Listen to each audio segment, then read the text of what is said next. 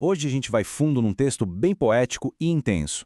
Um texto que fala sobre poder, sobre vontade e principalmente sobre como conquistar o próprio destino. E quem nos guia nessa jornada é uma figura para lá de enigmática, Beltesar.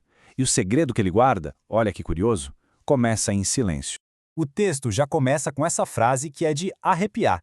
Ela cria todo um clima, né? Um tom de mistério, de profundidade. A ideia é que a força de verdade não faz alarde, não é barulhenta. Ela mora num conhecimento silencioso, um segredo que a gente está prestes a desvendar. E afinal, que segredo é esse? Bom, é basicamente a compreensão de que o nosso caminho na vida não é algo que simplesmente acontece com a gente. Não, é algo que precisa ser ativamente construído, tijolo por tijolo. E aqui está o ponto central de tudo. Essa distinção é fundamental. Pensa assim, de um lado tem o que o texto chama de destino dado. Sabe, aquela ideia de fado, de um caminho que a gente só aceita e segue de forma passiva. Só que o texto propõe o exato oposto, o destino conquistado. E esse não é recebido de mão beijada. Ele é forjado, é uma vitória que se alcança na raça, com pura força de vontade. E essa metáfora nossa, ela é simplesmente brilhante. O abismo, o nosso maior medo, o desconhecido, a gente tende a achar que é um vazio para nos destruir, né? Mas não, pelo contrário. Ele é um espelho. É justamente no momento em que se encara o maior dos desafios que se descobre a verdadeira medida da própria coragem. E quando se adota essa mentalidade, a vida deixa de ser um palco passivo, sabe? Ela se transforma numa arena, um verdadeiro campo de batalha, que é definido pelo conflito e, o mais importante, pela escolha. Pois é, a vida aqui não é apresentada como algo tranquilo, mas como uma luta constante. Cada momento é uma escolha entre polos opostos, ser ou não ser, agir ou se omitir, avançar em direção à luz ou se render à sombra. Essa dualidade visualiza bem o conflito central. Cada encruzilhada, seja ela interna ou externa, é uma escolha da qual não se pode fugir. E é a soma de todas essas escolhas que, no fim das contas, define o resultado da batalha pela própria existência. E aqui vem a consequência direta dessa visão de mundo. Se a vida é uma batalha, então o poder, a vitória, isso não é um presente que cai do céu. Não é algo herdado, nem vem por sorte. É o resultado do esforço, da luta, da conquista. Ok, se a vida é esse campo de batalha todo, como é o cenário onde essa luta acontece? O texto descreve isso de uma forma muito particular.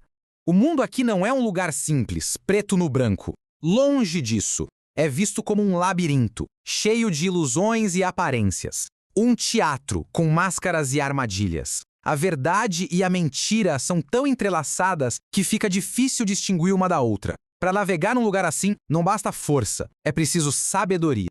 Então, diante de um mundo tão complexo, desse jogo sagrado, como o texto descreve, a pergunta central se impõe, né? Se tudo é um labirinto, como se encontra a saída? Como é que se vence esse jogo?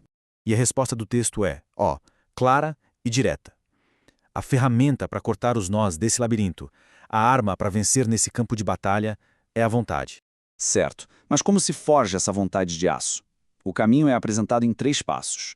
Primeiro, mergulhar na fé, que aqui significa ter uma confiança inabalável no próprio propósito e na capacidade de realizá-lo. Segundo, ousar o impossível, ou seja, ir além dos limites que a gente mesmo se impõe. E terceiro, marchar sem recuar, que é a persistência absoluta, não importa o obstáculo. E olha que interessante, aqui o texto redefine o que a gente entende por milagre. Não é um evento divino ou aleatório de jeito nenhum. Segundo essa filosofia, o milagre é o resultado direto da ousadia. É a consequência natural de se atrever a tentar o impossível. E toda essa filosofia de poder, de vontade e de conquista é personificada em uma figura central, a quem o texto chama de Beltesazar, o grande irmão. A descrição de Beltesazar já começa com o poder da sua expressão. A voz dele não é um sussurro, é um trovão. É uma força da natureza que não apenas comanda a atenção, mas parece que impõe a própria realidade. O movimento dele reflete essa mesma força. Ele não anda, ele marcha. Cada passo ressoa com o peso e o ímpeto de um exército inteiro, uma força de avanço que parece implacável. E para fechar, a metáfora definitiva. A vontade dele é a arma suprema, uma espada que não apenas derrota inimigos, mas que corta o próprio véu da ilusão, revelando e moldando a realidade.